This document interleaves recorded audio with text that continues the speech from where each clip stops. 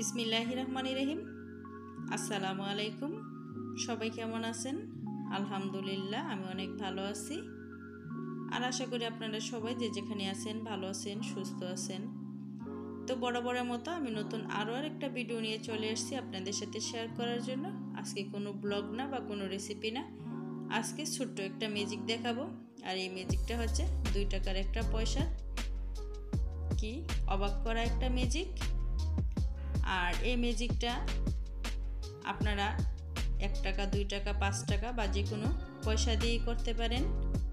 আমি এখানে 2 টাকার একটা পয়সা নিয়ে নিলাম। আর এই পয়সাটা দিয়েই আমি আমার ম্যাজিকটা আপনাদের সাথে শেয়ার করব।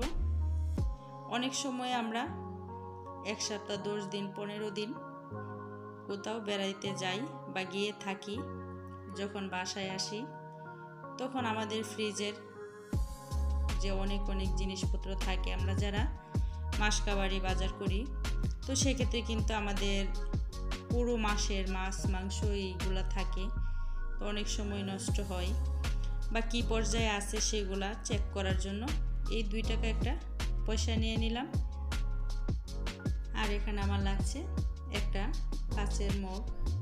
আমি এখানে কাচের মগ নিয়ে নিয়েছি। আপনারা চাইলে স্টিল, প্লাস্টিক বা সিরামিক, ইতালিয়ান নিতে পারেন, সমস্যা নেই। তো আমি কাঁচ নিয়ে নিলাম। তো মগটাতে এখন আমি পানি দিয়ে দিব 1/2 ইঞ্চি পরিমাণ খালি রেখে।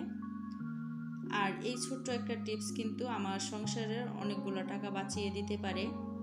যদি আমরা 1 সপ্তাহ, 10 দিনের জন্য যখন আমরা দূরে কোথাও বেড়াতে যাই, এই টিপসটা কিন্তু ফলো করতে পারি। তো পানিটা দিয়ে এখন আমি এই মগটা 6 ঘন্টার জন্য ফ্রিজে রেখে দিব। এক ফ্রিজের এক একটা সময় লাগে, তো সেক্ষেত্রে আপনি চেক দিয়ে নেবেন কতটুকু সময় লেগেছে এই গ্লাসের পানিটা বরফ হতে। তো এখন আমি এটা একটা ডিপ ফ্রিজে রেখে দিচ্ছি। তো বরফ হওয়ার পরেই আমি এটা ম্যাজিকটা দেখাচ্ছি। তো রেখে দিয়েছি আমি 6 ঘন্টার জন্য ফ্রিজে। তো আপনাদের ফ্রিজের সময়টা, আপনাদের কোন ব্র্যান্ডের ফ্রিজটা ইউজ করেন, সেক্ষেত্রে একটু কম বেশি লাগতে পারে। তো ভয় পাওয়ার কোনো কারণ নেই। তো 6 ঘন্টা পরে আমি বরফের মগটা নামিয়ে নিলাম। নামিয়ে একটু দেখিয়ে দিব আমার ম্যাজিকটা।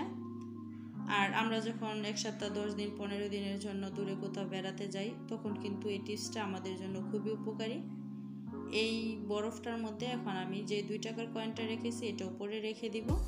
তারপরে যদি আমরা ফ্রিজে এইভাবে রেখে বেড়াতে যাই, এসে যখন দেখব যে যেভাবে রেখেছি সেভাবে আছে, তার মানে আমার 1 ফোঁটাও বিদ্যুৎরা যায়নি বা গেলেও চলে আসছে, আমার খাবার দাবার নষ্ট হয়নি। আর যখন দেখব যে আমাদের পয়সাটা উপর থেকে নিচে চলে গেছে, তো সেক্ষেত্রে বুঝতে হবে যে বেশ অনেকটা সময় কারেন্ট ছিল না, বা আমাদের অনেক সময় কাট শেষ হয়ে যায়, কারেন্ট থাকে না। তো সেই ক্ষেত্রে কিন্তু আমাদের জিনিসগুলো ভালো আছে কিনা আমরা বুঝতে পারি।